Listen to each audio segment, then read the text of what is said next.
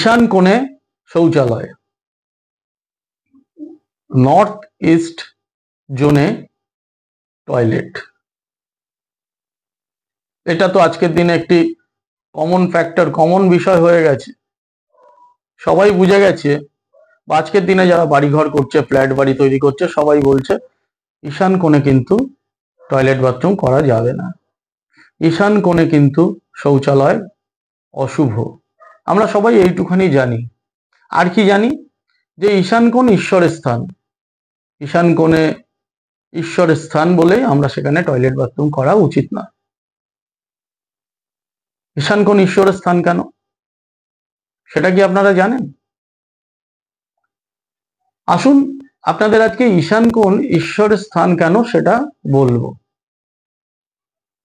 আমাদের যে বাস্তু দেবতা রয়েছেন, সেই বাস্তু দেবতার যে চিত্র, যে ছবি, সেই ছবিটি সবার আগে দেখে নেওয়া প্রয়োজন।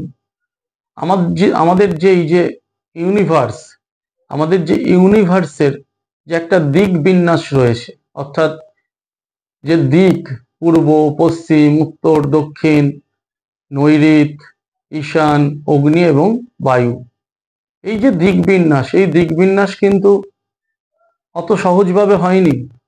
দীর্ঘদিনের পর্যালোচনা, পর্যবেক্ষণ এবং প্রয়োগ এর মাধ্যমে কিন্তু আমাদের এই বাস্তুর দিক নির্ণয় হয়েছে, এবং এই দিক অনুযায়ী বাস্তু দেবতার অধিষ্ঠান ঠিক করা হয়েছে। বাস্তু দেবতার অধিষ্ঠান কি? আমাদের যে বাস্তু দেবতার যে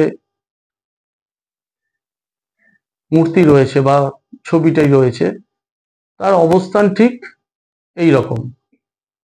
বাস্তু দেবতার মস্তক থাকে ঈশান কোণে এবং তার পায়ু থাকে নৈঋত কোণে, এবং দুটি হাত থাকে উত্তর এবং দক্ষিণ দিকে। এখন এই মস্তক যদি ঈশ্বরের মাথা হয় বা বাস্তু দেবতার মাথা হয়, সেই মস্তকে কি যদি আমি টয়লেট বাথরুম তৈরি করি, শৌচালয় তৈরি করি, সেটা কি রকম হবে? তাহলে তো ক্ষতি হবেই।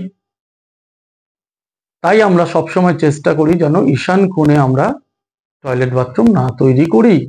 এটা বাস্তুর নিয়মের পুরো বিরুদ্ধ। আর কি? ঈশান কোণে যেহেতু ঈশ্বরের মস্তক বা বাস্তু দেবতার মস্তক ওখানে রয়েছে, তাই ওই অংশটি পূজা পাঠের জায়গা হিসাবে কিন্তু বাস্তুতে বিবেচিত হয়েছে। আমরা যদি ওই অংশে পূজার ঘর বা ঠাকুর ঘর বা সাধনা করার জায়গাটা তৈরি করতে পারি, অবশ্যই তার প্রভাব বা তার যে এনার্জি সমস্ত বাস্তুতে পড়বে এবং বাস্তুর শুভত্ব বৃদ্ধি পাবে, অশুভত্ব কমবে। টয়লেট বাথরুম কোথায় হওয়া উচিত সেটা আমি পরের ভিডিওতে জানাবো। এবারে ঈশান কোণে টয়লেট বাথরুম হলে কি কি ক্ষতি হতে পারে? প্রথম কথা বলি, ঈশান কোণে যখনই টয়লেট বাথরুম হবে, সবার আগে আপনার শারীরিক ক্ষতি হওয়া শুরু হবে।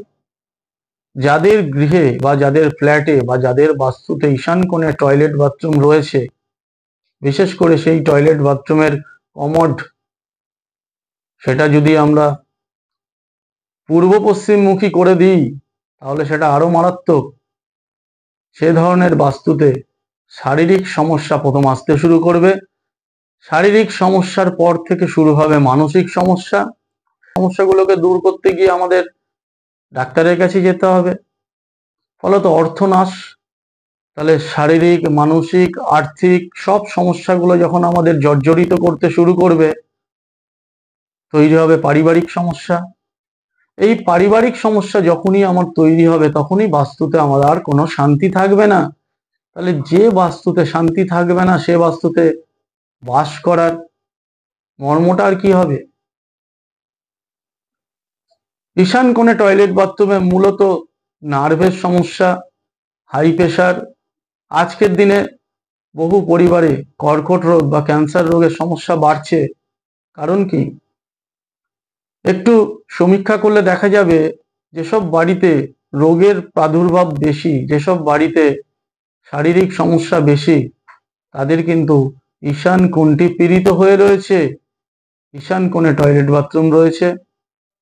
অথবা হয়তো ঈশান কোণে সেই টয়লেট বাথরুমের যে সেপটিক ট্যাঙ্ক সেটিও যদি থাকে, সেটিও কিন্তু সেই বাস্তুকে প্রচন্ডভাবে ক্ষয়ক্ষতি করবে। যদি আপনাদের ফ্ল্যাটে বা আপনাদের বাস্তুতে এ ধরনের ঈশান কোণে টয়লেট বাথরুম থাকে, শৌচালয় থাকে, আমি বলবো ইমিডিয়েট, যতটা শীঘ্র সম্ভব এই শৌচালয়টিকে সরিয়ে দিন।